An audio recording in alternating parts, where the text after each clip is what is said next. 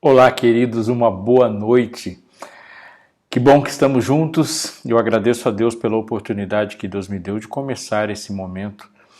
Depois de algumas lutas nesse dia, de algumas atividades bem-sucedidas, eu creio que como você não se alegrou com tudo, se frustrou com algumas coisas, talvez as decepções não sejam grandes ou pequenas, não sei.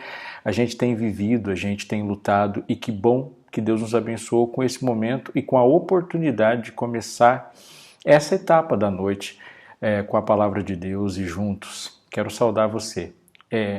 É com alegria que eu desejo boa noite, de fato, assim, uma noite abençoada a você que faz parte da comunidade UNASP como aluno.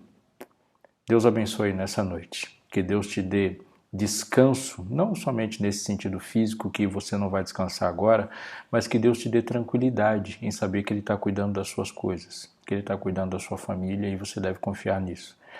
Obrigado, querido professor, por conduzir esse grupo tão especial de pessoas pelas quais Jesus morreu para salvar. Você que tem dedicado seu talento, seus dons e feito da sala de aula o seu ministério e tem contribuído para impactar o mundo a partir do seu talento. Deus o abençoe, te saúdo com uma boa noite, orando também para que a sua família esteja bem, abençoada e protegida.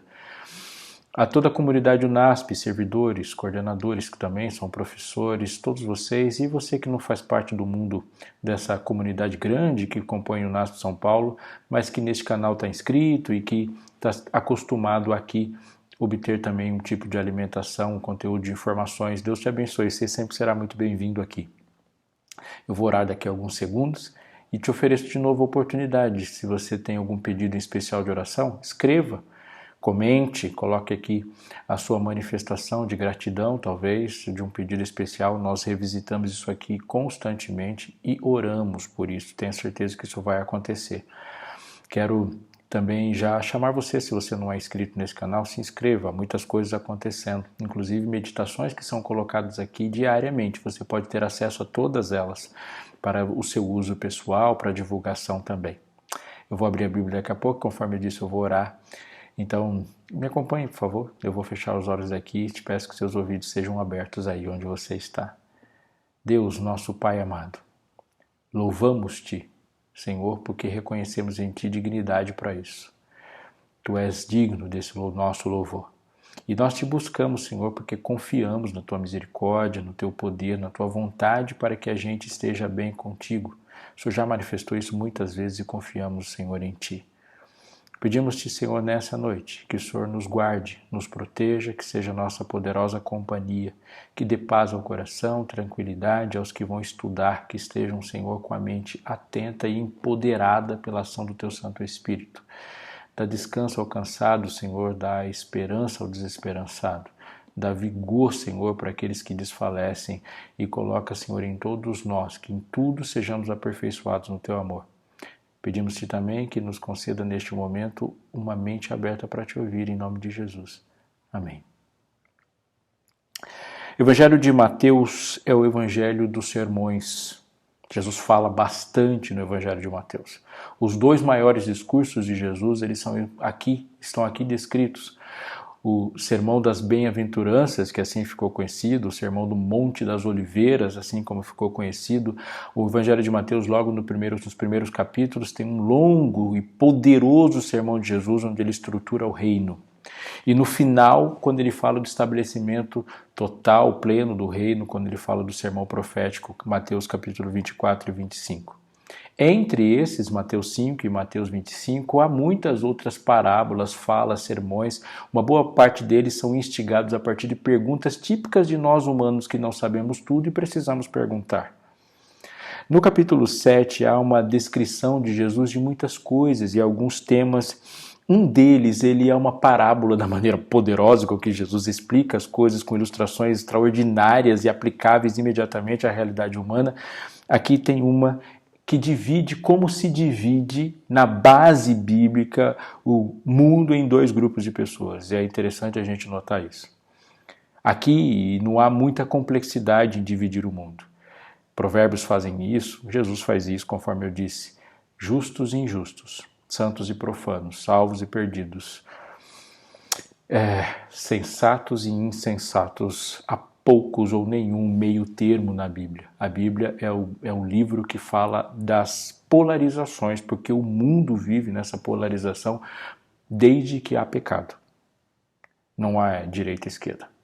Não é liberais e conservadores. Não, não. Salvos e perdidos. Os que aceitam e os que não aceitam. No capítulo 7, portanto, no versículo 24, fala de um aspecto que é impressionante e tremendamente importante para você agora. Portanto, quem ouve essas palavras, diz Jesus, e as pratica é como um homem prudente. E o texto diz que esse homem prudente construiu a sua casa sobre a rocha.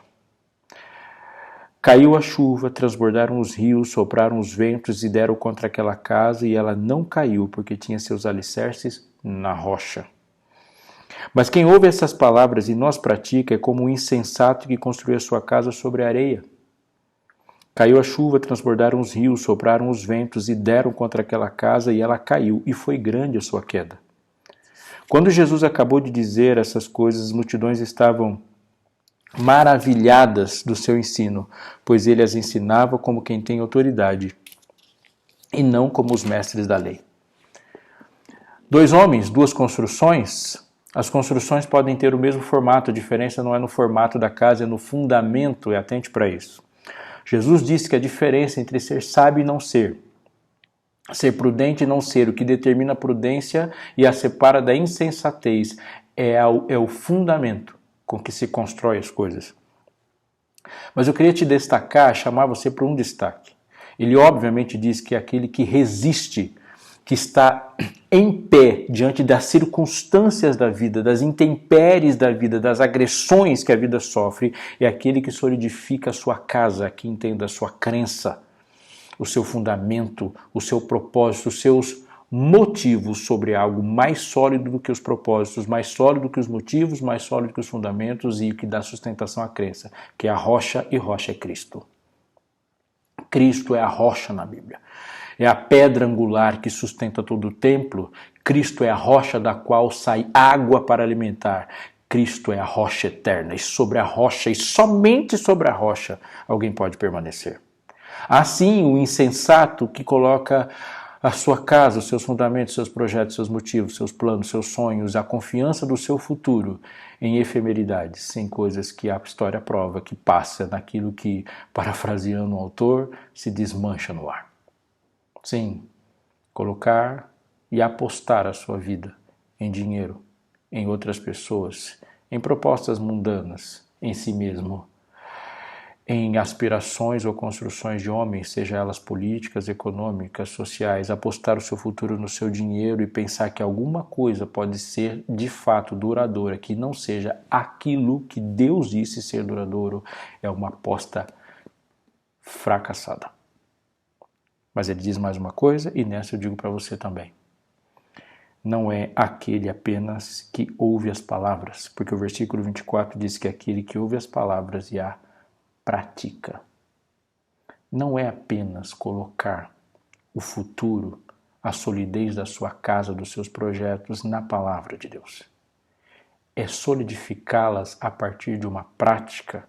O que Jesus diz é que essa rocha se forma no hábito, que essa rocha se forma na perseverança da prática. É ouvir e fazer o que se ouviu. É crer não como um assentimento mental, é crer como propósito que define o caminho, que define a prática. Há uma frase que eu gosto e repito: quando as nossas crenças não mudam as nossas práticas, em algum momento as nossas práticas acabam por transformar as nossas crenças e acabamos aí racionalizando maus hábitos. A minha oração agora, ao terminar por você, é que você esteja firme na rocha que é Cristo, solidificado, e que não haja na sua vida diferença entre o que você crê e o que você faz, a ponto de que as pessoas precisem perguntar pouco para você sobre o que você crê, porque sabe onde é que as suas práticas estão solidificadas por serem duradouras e resistentes aos ataques do mundo. Deus, aqui nos entregamos a Ti, para que o Senhor nos solidifique na fé, fé na palavra, e que essa fé seja fé de ordem prática, reguladora da nossa vida, que seja a nossa resposta para o mundo que tanto precisa de faróis, de gente sólida que se porta em pé, não para serem levados pelo vento, mas para dizer em qual direção os homens devem seguir. Faz-nos assim hoje, em nome de Jesus. Amém. Deus te abençoe, meu amigo, que você seja firme e bem-sucedido hoje da perspectiva daquele que te chamou.